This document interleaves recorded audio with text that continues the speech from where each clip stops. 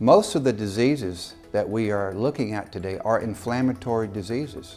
Asthma is one, cardiovascular.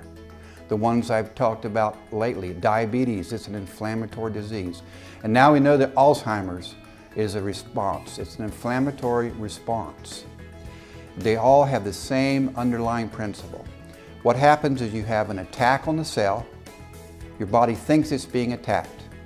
Then it sends out the troops in your body, whether it's on your skin, like in poison ivy, or your pancreas, and it starts to try to help.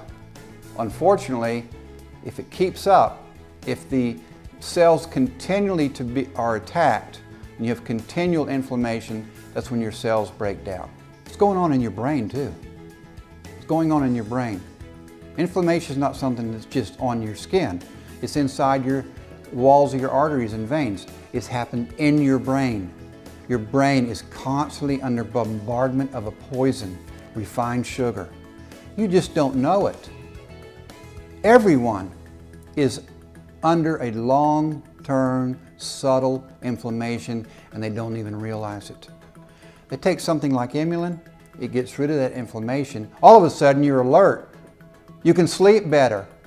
You're relaxed when you do wake up. It's because this is where you should have been, and you just didn't know it.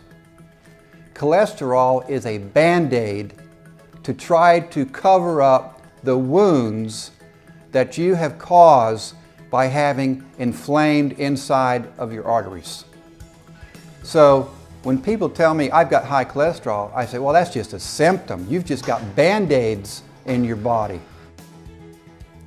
And it leads to scarring of that tissue. Wounds, micro cuts, micro abrasions. Your body sends out cholesterol as a bandage to cover those wounds. That's why your arteries get clogged, because it's full of bandages. Sounds kind of funny, doesn't it? But it's not that the cholesterol is the problem. Again, it's the underlying inflammation. Get rid of the inflammation, the body won't produce cholesterol. So if you take something like Imulin, which lowers blood glucose and helps the blood glucose get out of your blood into where it needs to go, like your muscle and your brain, then you won't have the inflammation. You don't have the inflammation, your body cholesterol drops because it's not needed anymore. So yes, that's why people can take Imulin and have lowered their cholesterol. It doesn't attack cholesterol directly, it gets rid of the underlying inflammation.